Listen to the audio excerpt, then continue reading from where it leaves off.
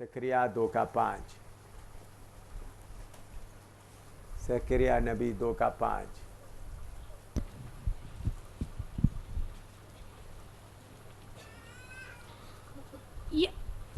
यहोवा की ये वाणी है कि मैं आप उसके चारों ओर आग की सी शहरपनाह ठहरूंगा और उसके बीच में तेजोमय होकर दिखाई दूंगा। हाँ, और एक बार पढ़े। यहोवा की ये वाणी है कि मैं आप उसके चारों ओर आग की सी शहरपनाह ठहरूंगा और उसके बीच में तेजोमय होकर दिखाई दूंगा। सब लोग मिलकर पढ़े।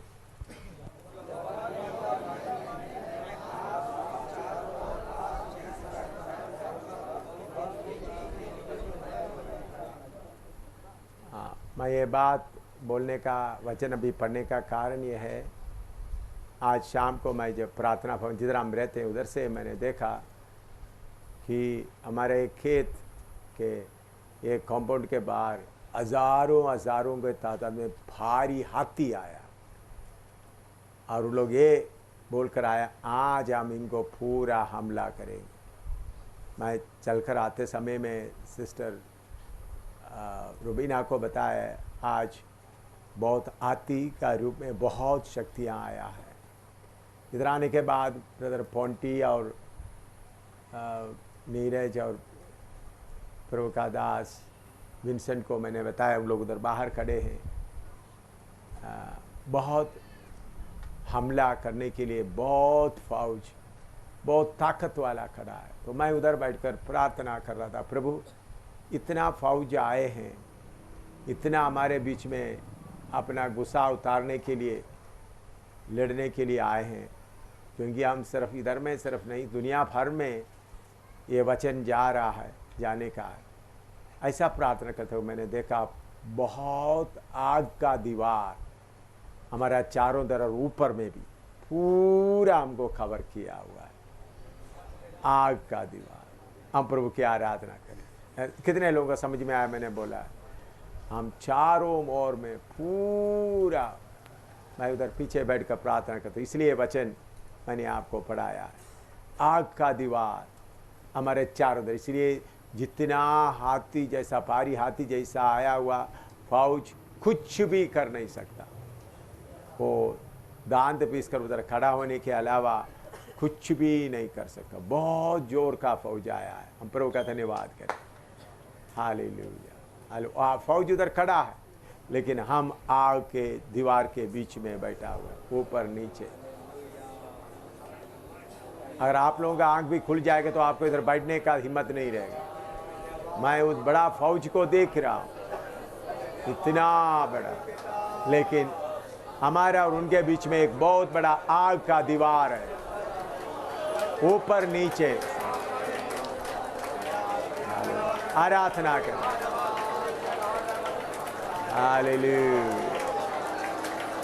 Hallelujah, hallelujah, hallelujah, hallelujah, hallelujah, hallelujah. Wall of fire. Hallelujah. Hallelujah. Hallelujah. धन्यवाद। Hallelujah. Hallelujah. Hallelujah. Hallelujah.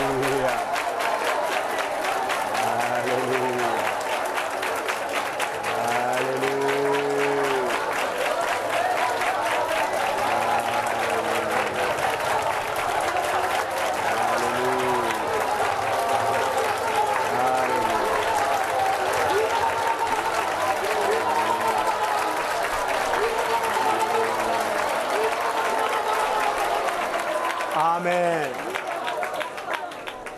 प्रभु आप हमारे चारों तरफ आग का दीवार बनकर खड़ा है, ऊपर और चारों तरफ आपने हमको आग के अंदर रखा है।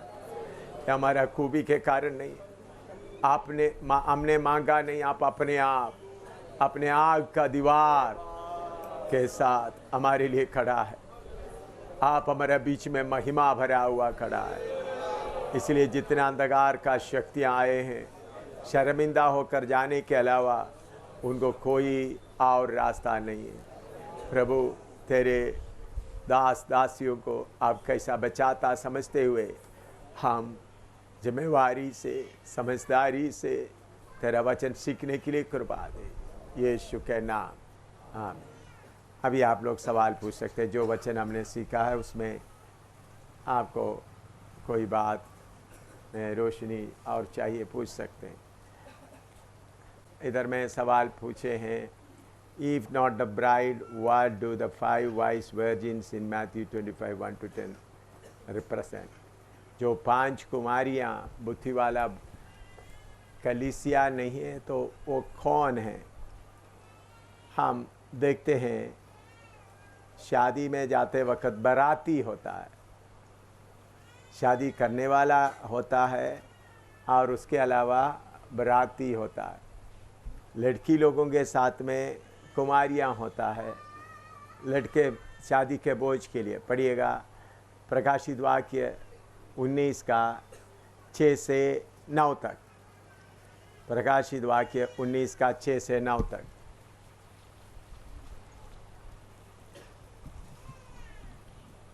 फिर मैंने बड़ी भीड़ का सा और बहुत जल का सा शब्द और गर्जन का सा बड़ा शब्द सुना, हालेलुया, क्योंकि प्रभु हमारा परमेश्वर सर्वशक्तिमान राज्य करता है। आओ हम आनंदित और मगन हो और उसकी स्तुति करें, क्योंकि मेमने का विवाह आ पहुंचा है और उसकी दुल्हन ने अपने आप को तैयार कर लिया है।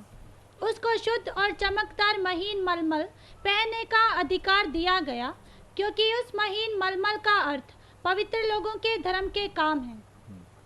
हाँ, तो मैंने आगे पढ़ो। तब स्वर्गदूत ने मुझसे कहा, ये लेख की धन्य है वह जो मेमने के विवाह के भोज में बुलाए गए हैं। विवाह का भोज में बुलाए।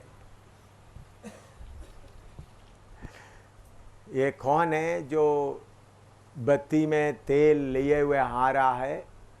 कौन है? मेमने के विवाह के भोज में बुलाए हुए बाराती लोग। कौन है वो? पुराना नियम का संत लोग और बाकी लोग, लेकिन सिद्ध हुआ लोग सब कौन है? मेमने का पत्नी है। और उसके साथ भजन संहिता 45 का 14 भी पढ़ो।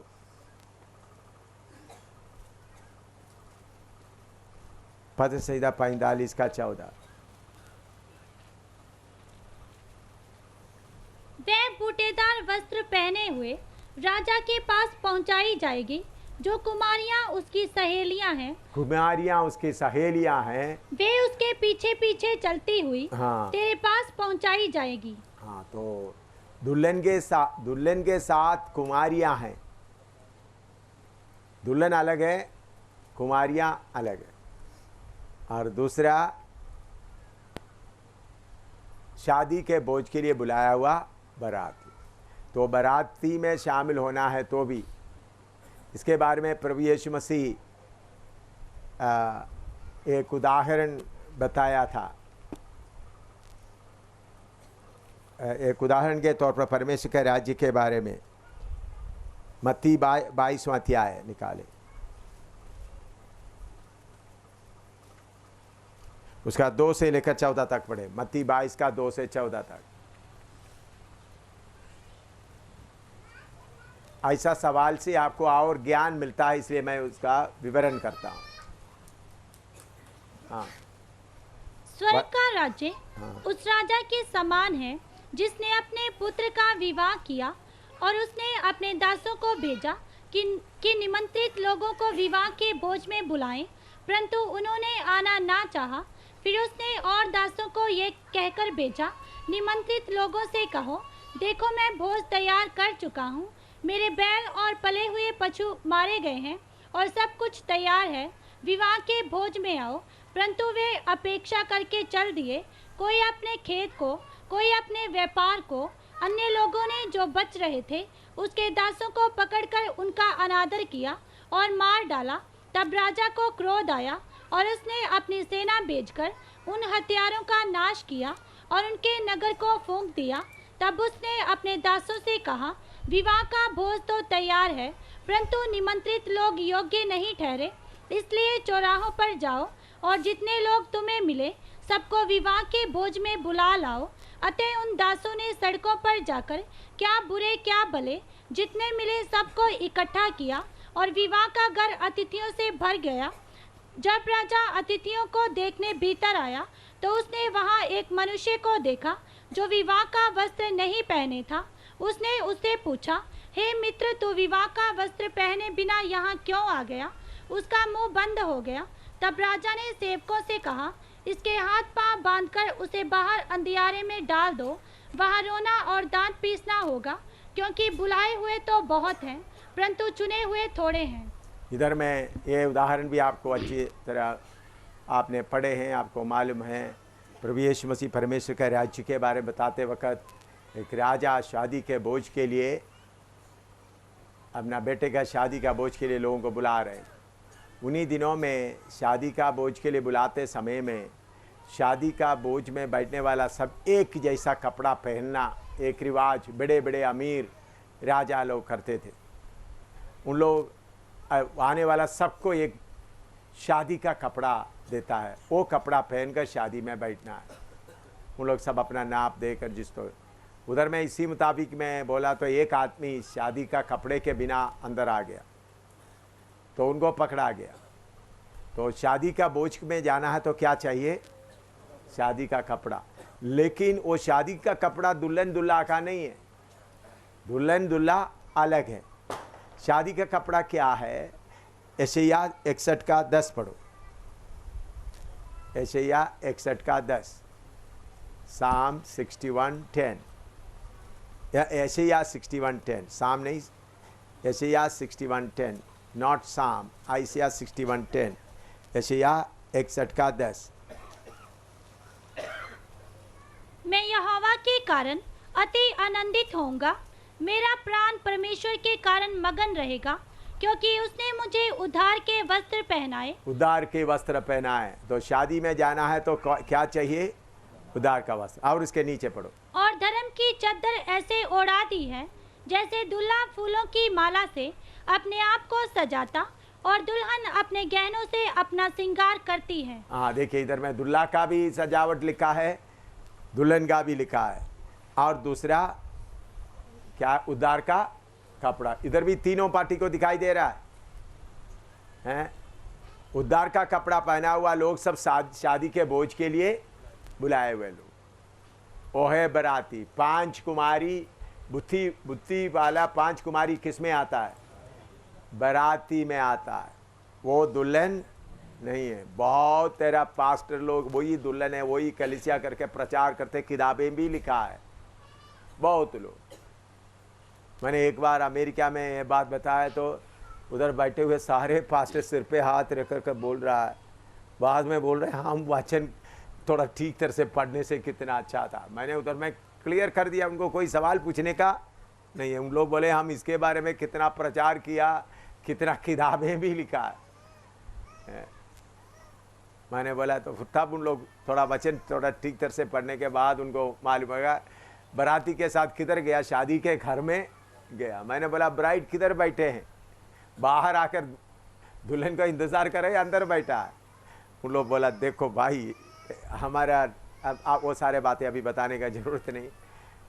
पास्टर लोग तो वचन पढ़ते समय में पवित्र आत्मा का मदद से पढ़ेगा तो बहुत बातें, ये बहुत किताब बाइबल के बारे में कमेंट्री लिखा है, बिल्कुल गलत है, सही नहीं। उन लोग अपना बुद्धि से लिखा है। तो कमेंट्री में आप पढ़ेगा तो बाइबल कमेंट्री में पढ़ेगा तो 5 कुमारियाँ कौन है? कलीसिया बताएगा। आत्मा से भरा हुआ नहीं। कलीसिया के लिए आत्मा से भरा हुआ होने से काफ़ी नहीं, सिद्ध होना है, पूरा सिद्ध होना है। तो कुमारी शादी के लिए बुलाया हुआ, शादी के लिए जो तैयार हो, कुमारी को कभी नींद नहीं आएगी। तैयार कब मेरा दूल्हा आएगा? बाकी लोग बाराती क्या करेंगे, चलो जी खाना खाना है, कब आएगा, चलो। प्रभु यीशु मसीह, पौलुस बोलते हैं हमको क्या किया, दूसरा कोरिन्थी 11:2 पढ़ो, हमको बाराती नहीं बनाया। हाँ, दूसरा कोरिन्थी 11:2।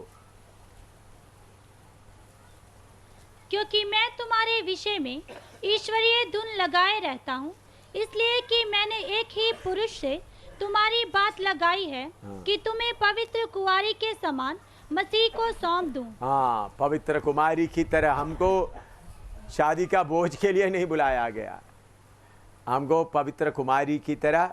इसलिए हमारा तैयारी में फ़र्क रहता है। कहीं शादी है तो शादी में जाना है, 2 बजे शादी है तो जाना है, आपको आपका घर से 1 घंटा में सफ़र शुरू कर सकता है उधर पहुंचने के लिए। तो कितने बजे आप तैयार करेंगे? 10-11 बजे आप तैयार करेंगे। लेकिन जिस लड़की का शादी होने वाली है वो उसका तैयारी कब से है आपको मालूम है? जिस दिन मांगनी हुआ तब से तैयारी। दोनों का तैयारी में कितना फ़र्क होता है। वो अपना घर छोड़ना है, पूरा तैयारी करता है। तो हम इसलिए पूरा तैयारी करते हैं। मैं आपको दुल्हन बना रहा है, मैं भी खुद दुल्हन बन रहा हूँ, आपको भी क्या बना रहा है? दुल्हन बना रहा है। तो 5 बुद्धि वाला कुमारियाँ कलीसिया नहीं, दुल्हन नहीं, बल्कि बाराती है। प्रकाशित वाक्य 19 में लिखा हुआ पार्टी, और भजन संहिता 45 में लिखा हुआ दुल्हन के पीछे पीछे चलने वाले कुमारियों के बीच। ठीक है, और कोई? हाँ,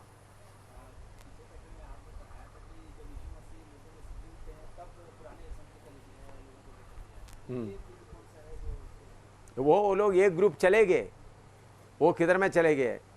स्वर्ग में चले गए। बाकी लोग सब यीशु मसीह जी उठते समय, हम सब जी उठते, उन लोग भी जी उठेंगे, वो लोग स्वर्ग में जाएंगे। स्वर्ग में शादी के समय में संत लोग बहुत होंगे। शादी के समय में इसलिए लिखा, मेमने के ब्याह के लिए बुलाए हुए लोग बहुत है। जो पृथ्वी में है वो सब किधर पहुंचेंगे? स्वर्ग में पहुंचेंगे। लेकिन दुल्हन कौन होगा? जो अपने आप को सिद्ध किया है। तो बाकी लोग अपने अपने, इसलिए प्रभु के वचन में लिखा है, भजन संहिता 1 कोरिन्थी 15 में लिखा है, सब जी उठेंगे अपना अपना बारी में, इन देयर ओन ऑर्डर। एक एक पढ़िएगा 1 कोरिन्थी 15। जी उठने के समय में अलग अलग शरीर के बारे में बताया, उधर में वो बात क्लियर होता है। 1 कोरिन्थी 15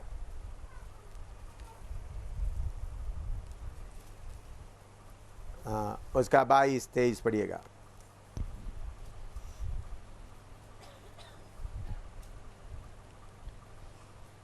और जैसे आदम में सब मरते हैं, वैसे ही मसीह में सब जिलाए जाएंगे, परंतु हर एक अपनी अपनी बारी से। हर एक अपने अपनी बारी से। हाँ, पहला फल मसीह, फिर मसीह के आने पर उसके लोग। हाँ, और इसके साथ साथ 35 से पढ़िएगा।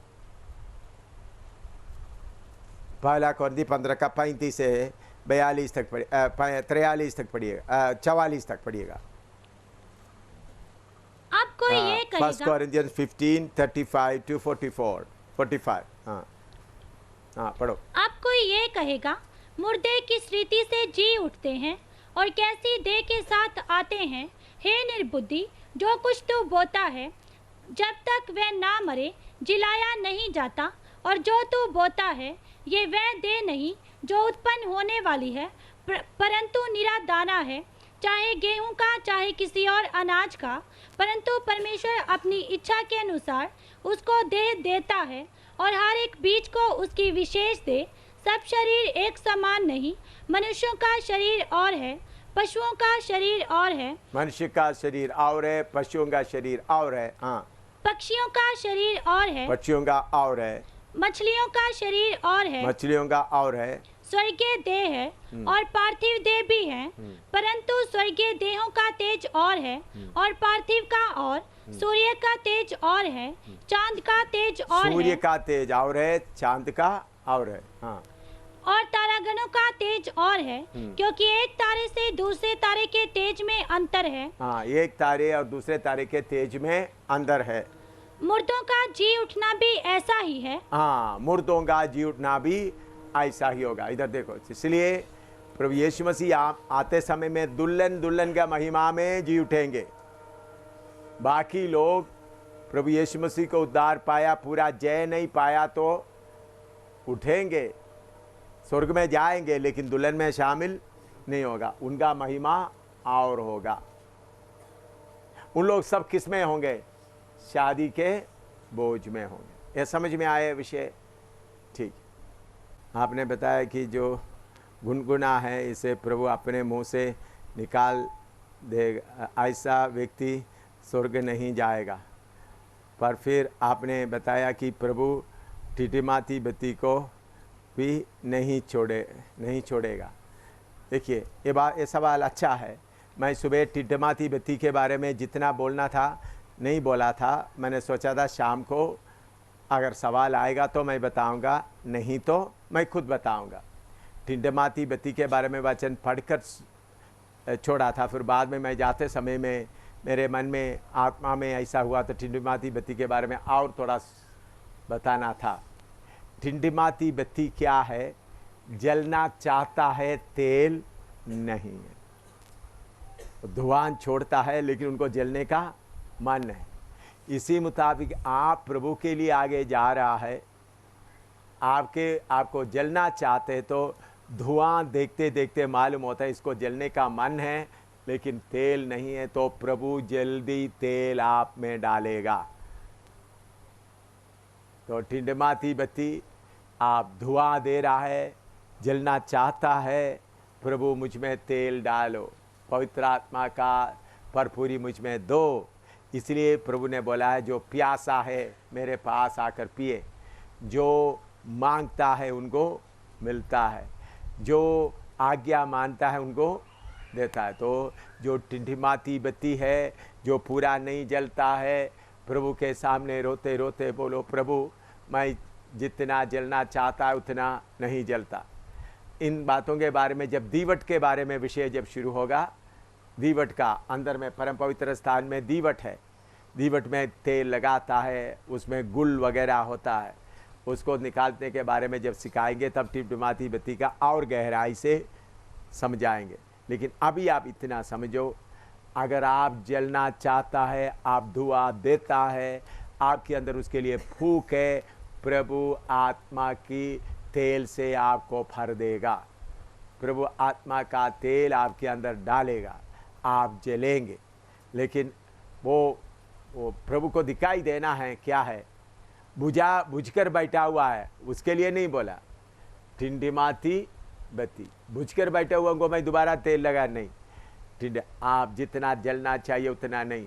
आपका धुआं से या आपका अंदर का बिंदी से ये मालूम होता है आप जलना चाहते हैं। प्रभु मुझ में कमी है, मैं जलना चाहता हूँ। ऐसा जो लोग फिर जलने के लिए मांगते हैं, प्रभु उनको जरूर तेल, पवित्र आत्मा का तेल डालकर आपको अच्छी तरह जलने के लिए मौका देगा। आमीन। कुचले हुए नरकट वही है जो प्रभु के से काम में आगे आगे जा रहे हैं, लेकिन गिर गया। गिरने के बाद लोग उसके ऊपर चढ़ गए, वो किसी काम का नहीं है करके लोग सोच रहा है। उनको भी प्रभु बोलता है मैं खड़ा करूँगा। सब लोग, मनुष्य बोलता है किसी कारण से गिर गया, तूफान आता है तो गिर जाता है, तो फिर लोग उसके ऊपर चलने तो क्या हो जाता है? कुचल जाता है। इसी मुताबिक विश्व आप सेवा में आगे चल रहा था, आपके अंदर कोई गलती आ गया है। कुछ लोग बोलते हैं मैं कभी सुधर नहीं सकती, कुछ लोग बोलते हैं मैं प्रभु के लिए गवाह नहीं बन सकते। वो साहब, आप कुचले हुए नरकट को प्रभु क्या करेंगे? खड़ा करेगा। प्रभु ताकत रखता है, आपको सिर्फ एक मन चाहिए। एक मन है तो प्रभु आपको क्या करेंगे? खड़ा करेंगे। आप प्रभु के लिए अच्छी तरह रोशनी देंगे। और दूसरा, कुचले हुए नरकट को फिर वो संभाल कर रहेगा। वो एक बार मैं ऐसा हुआ, मैंने एक व्यक्ति से कह रहा था कि देखो आपको प्रभु लेकर बहुत लोगों के लिए इस्तेमाल करेगा। आप बहुत नौजवानों को बताएंगे, देखो इस मार्ग में आप लोग चलो। आप बहुत नौजवानों को बताने का हालत में आप आएगा। प्रभु आपको इसी तरह खड़ा करेगा। आप सिर्फ मन बनाओ, उदास में मत रहो। प्रभु आपको अपना हाथ में लेकर इस्तेमाल करेगा। अभी पवित्र आत्मा के बारे में अलग अलग बात आपने पवित्र आत्मा के बारे में हवा, नदी और आग और तेल के बारे में सीखा। अभी नेक्स्ट है मत्ती 3:16, 5 आंसर मत्ती 3:16, मैथ्यू 3:16, मैथ्यू 3:16।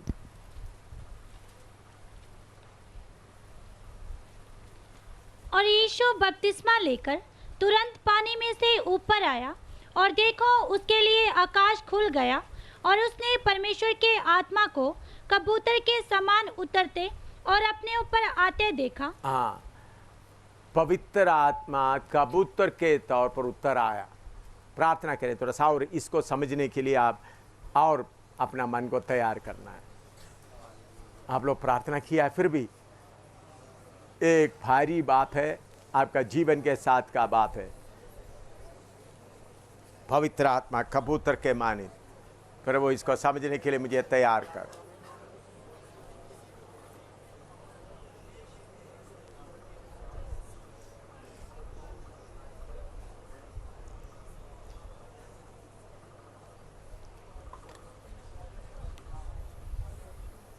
प्रभु तेरा धन्यवाद हो। पवित्र आत्मा आप ही ये वचन सिखाएं ताकि सबको ये बात अच्छी तरह समझ में आए। यीशु के पुत्र नाम से मांगते हैं, आमीन। तो 5वां है डव या कबूतर।